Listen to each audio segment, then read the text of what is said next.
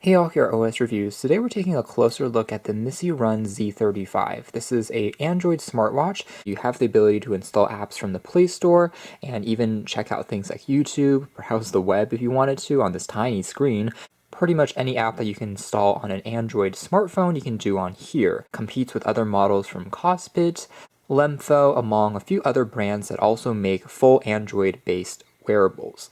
Now, in terms of the specs, the watch has a 1.6-inch display, which is completely round. However, this one here is using an IPS LCD screen, so that is one thing I do wish they could have gone with AMOLED, just to make the contrast maybe pop a little bit more and have a always-on display mode. It still looks very good in terms of the colors, and viewing angles are excellent. Brightness is also satisfactory. The frame here is made out of aluminum, and the body of the watch is constructed out of polycarbonate plastic, which is actually a good decision because it is a pretty large watch in terms of dimensions. So up against something like the TicWatch Pro, which is already considered a large watch, you can see that the Z35 is even bigger than that, although thankfully the weight isn't that much heavier. This is the Amazfit GTR2. You can see the difference there in size.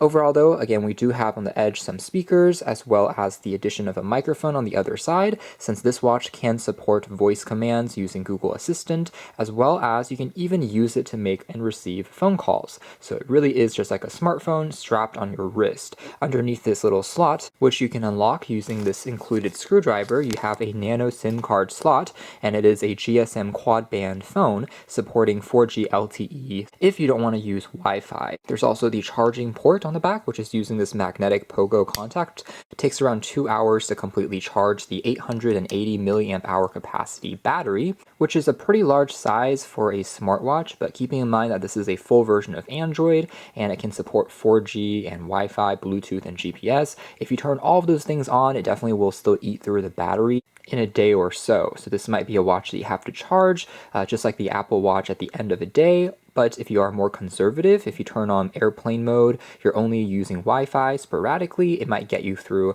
about 2 days or so. Now there's also access to the optical heart rate sensor, and the back here is also having a kind of carbon fiber-like texture that looks pretty neat. Overall, again, a comfortable, familiar design. The watch bands themselves can also be removed, again, using the included screwdriver if you want to swap them out, although it's not a quick release design, so it takes a little bit more effort to pop them out. But overall, it's a comfortable watch strap made out of a silicone material. And then on the right hand side, we do have access to a red accented power on and off key, which is pretty tactile. You can press on it once to wake up the screen if you don't want to use the flick to wake gesture, and you can tap on it again to turn it off. There's also a back button on the side here, and there is also a built-in camera. Before we dive deeper into the performance and UI of the watch, mentioning some of the specs here, it is using a MediaTek 6739 processor, which is quad-core, sufficient of course for a small smartwatch, and again it has 16 gigs of built-in storage, which is not expandable, but again should be enough for a watch, and has 2 gigabytes of RAM, also fine for a wearable. And then technically the Android version that it's running on is Android 7.1 Nougat, so that is one thing that maybe they should update to Android 10 at least to keep up with specs, but overall it doesn't impact the performance, and you can still install any app from the Play Store that you would want. Now, taking a closer look now at the watch, again, the main dial here, we can long hold for a few seconds to change the watch face, and there's a pretty strong selection that you get just directly out of the box, and all of them look pretty attractive.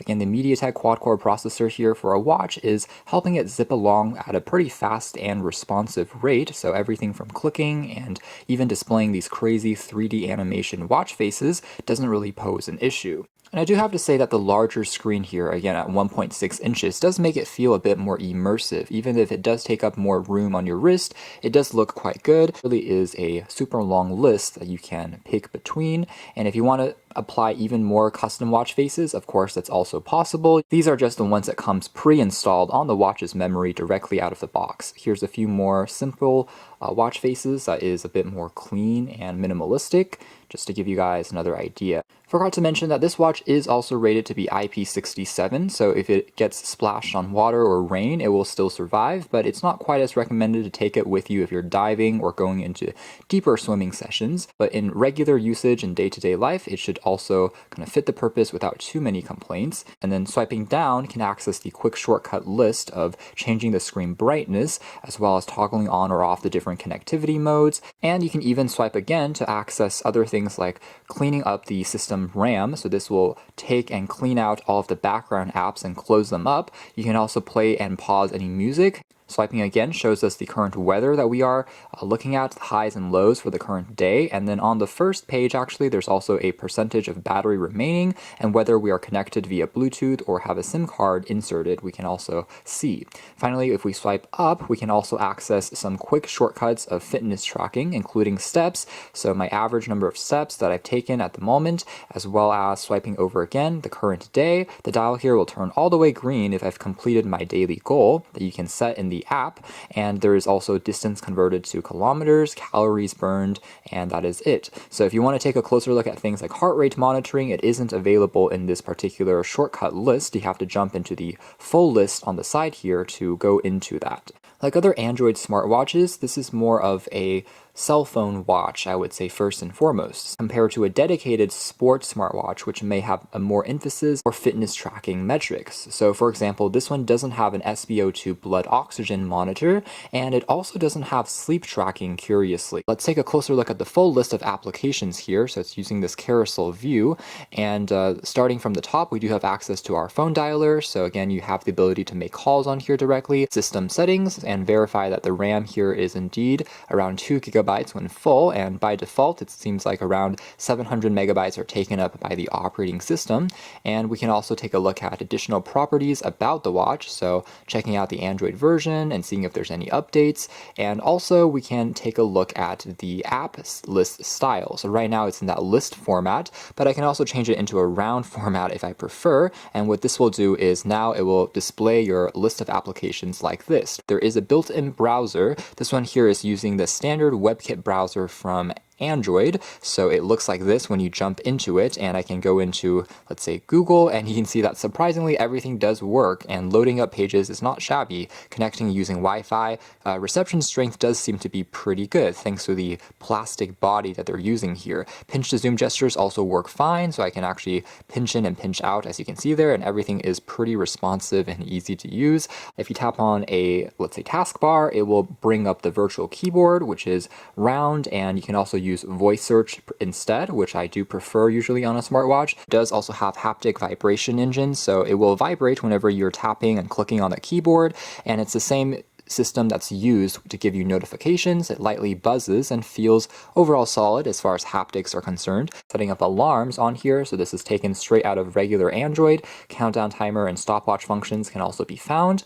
This will open up on the side here so you can see my hand, and if I wanted to take an image, I can just tap once and then snap the shot. And it's not going to be the best camera in the world, but for something on a smartwatch, it certainly does the trick if you wanted to just snap something very quickly to preserve, and you can also zoom in, and for the most part, it actually looks surprisingly decent in terms of details that you're getting, considering it isn't a super high megapixel count, as long as you're in relatively well-lit environments. Now, there is also a voice recorder, and then here is the dedicated heart rate monitor, and it's not bad. It takes just a few seconds to get a measurement, and the accuracy is actually comparable to other smartwatches from Amazfit, for example, that I compared it against. Voice search here will basically use the Google Assistant, so I can tap on this, and what is the current weather?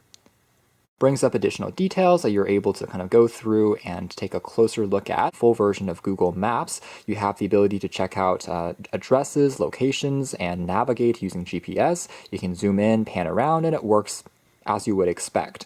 Now, one thing you can see here is maybe some of the corners or edges of the screen getting cut off, since the display here is round and Android is really only optimized for square displays. And in order to bypass that, one thing you can do is long hold on the power key for a few seconds, and then tapping on the circle on the top here will change it into this square shape, and this means that it will then push the app to have this virtual screen, and it might be a little easier to tap on icons which have been omitted in the expanded full screen view. So you can can use this to instead press on a few things that might be difficult to hit, and then if you want to go back into the full screen, you can just tap on it again and it will re-push that aspect ratio. Other functions, by the way, that you get also using this quick launch shortcut include a power saving mode, rebooting the watch, as well as bring up the recent applications that you had open. So this will allow you to multitask and push back and forth between the apps, or clear everything up from the system RAM if you prefer. You can also check out YouTube. This is another app that I just installed myself, and full screen.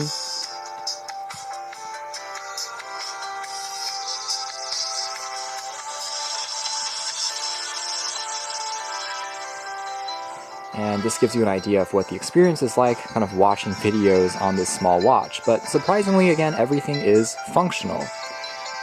Now, one thing to mention here is aside from this full list of applications, you can go even further by one page. This takes you directly into the shortcuts for the different sports modes that you can begin tracking on the watch. I can tap on start. It will begin to track my heart rate, as well as GPS. Accuracy of some of the metrics, including the fitness tracking, number of steps, does seem to work all right. It's not going to be quite as precise, again, as some of the dedicated, let's say, fitness trackers, like from Fitbit, which are optimized just to do this. But as a whole, if you kind of shake it, it's not going to count it as an accidental step. It's within about 10% margin of error, I'd say. And speaking of companion app, the one that you can install on your phone, Android or iOS, is called WeWatch, and this is completely optional since, again, this thing can be used as a dedicated smartwatch by its own. You can just pop in a SIM card and use it as is, but if you wanted to sync it using Bluetooth, this is what it looks like. A pretty basic app, and it will tell you the number of steps that you've walked, as well as out of your target that you can change, and check out some more stats as well, like your heart rate, highs versus lows. But again, it's very basic. You don't get sleep tracking or really anything else aside from just a place to save your data. One other thing that you can do on the app is the ability to also turn on notifications, so that if you are connected by Bluetooth to your phone and you get a notification from your phone, it will also pass through to the watch, which, like other smartwatches, works exactly as expected. So that's more or less it as far as our hands-on review of the Misirun Z35. Again, a full version of Android running on this tiny little watch, and overall the fluidity of the overall UI works pretty well for the navigation as well as the optimization that they've done here. It's pretty attractive and it works nicely if you're looking for a watch primarily for communication, again staying connected, again using 4G LTE, as well as the ability to have some more advanced functionality, like even browse the web, check out the weather, and do some Google Assistant searches. It can be used as a dedicated watch, which is pretty powerful. You can check out more details if you're interested in the links down below. Again, an alternative to some of the other models from brands like Cosbit that we've seen in the past. This has been the Misirun Z35 Android smartwatch.